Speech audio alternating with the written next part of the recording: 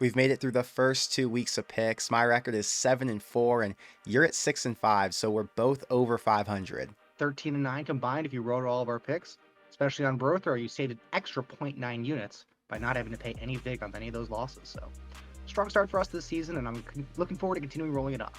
Well, we've got a big week this week, so you got a bunch of Big 12 games that are really good, and we're going to do that video right now. Then we have a bunch of other games that I like, so we'll do 2 videos, but we're going to start this one off with Texas at Bama. Bama is -7. What are you thinking here? Rematch from last year, which was one of the best games the entire season. Quinn Ewers looked great while he was playing, but he got hurt. Hudson Card couldn't finish the job, and Bama ends up taking it by 1 solitary point. This season, you got new looks of the teams. Quinn Ewers is back, fully healthy to go.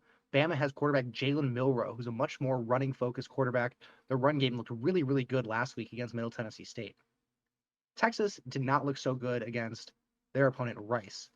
They didn't cover the 35.5. They only scored 1 touchdown in the first half. And I've never been a huge Ewers guy to begin with. And most impressive performance to me was in that Bama game last year. Nick Saban is going against one of his former assistants, Steve Sarkisian. Saban is a career 29-2 in his lifetime against his assistants with an average margin of victory of 24 points. Texas is a good team and they have a good offense, but Bama's defense is just absolutely nasty this season. And because of their 1-point win last year, Saban's going to treat that almost as like a loss. He's going to have the team super fired up and ready to go. I'm more of a believer in what Alabama is doing than what Texas is doing. So I'm going to take Alabama at home to get the job done, -7. Feel really good about this one. I like the stat you just pulled out against his assistants. Nick Saban is a guy who I do not like to bet against, so I don't want to bet on him either here. I know that last year this was a 39-point game total, I think. This one to me is going to be more of a shootout. Quinn Ewers is back. Last year you saw Hudson Card take over about halfway through the game. So I'd probably play the over before I took a spread. Not sure if I'll actually do it, but we'll see once we get closer to game time. I've got Oklahoma State at Arizona State +3.5. And neither of these two had great season openers, but they both found a way to win. ASU started true freshman QB Jaden Rashada, and he managed to throw for 230 in the first half, but they couldn't get in the end zone after that. Oklahoma State had 3 different players break away on 50-plus yard plays, but they were still only able to score 27 on Central Arkansas. Now, in this spot, I'd probably trust OK State's D more than ASU, and I'd rather take the experienced head coach in Mike Gundy than the first-year guy in Kenny Dillingham and a true freshman quarterback, even though they're the home team. So I'm nervous about this 3.5. I'm going to stick to Oklahoma State, though, and go money line this week. I think the money line is definitely the safer play. I agree that I would rather have the more experienced coach. You got a guy like Mike Gundy, who's a man. He's 40 versus a rookie head coach who's super young. So, Dillingham's a good coach in my opinion, but he hasn't gone against a team like Oklahoma State and a coach like Mike Gundy. So I'm leaning towards Oklahoma State too in this one. I liked Oklahoma State with the point or without the points. It was -2.5 to start, and then it moved to 3.5. And I'm like, oh gosh, I'm gonna have to go on the money line. So I threw that in last night, and I think that'll get picked up pretty soon here.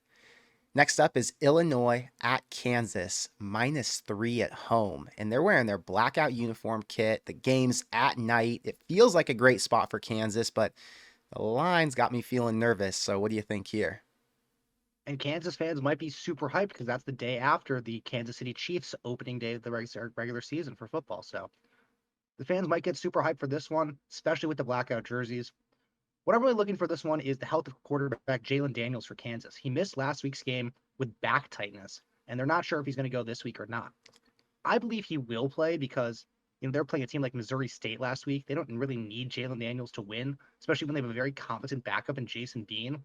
You and I have both talked about the importance of having a good backup quarterback in college football.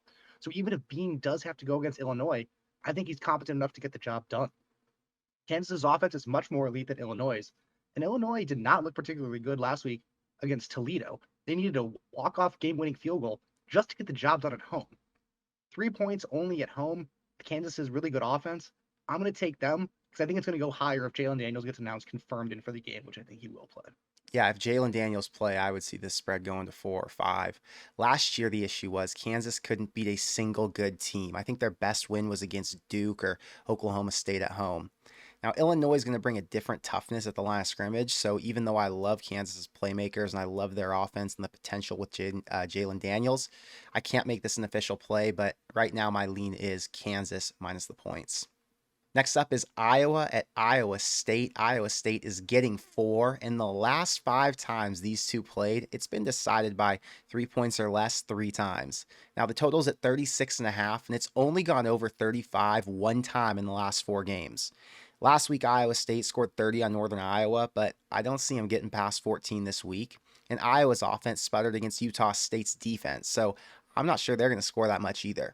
Now, because it's a home game for Iowa State and because it's a rivalry, I think anything can happen and they could for sure win this one. So even though I like the under, I'm just going to take the points here and hope for a lot of field goals.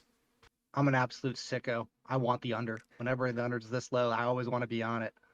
I was not particularly impressed with Iowa's offense last week. Cade McNamara came off to a really hot start, but was not able to sustain that.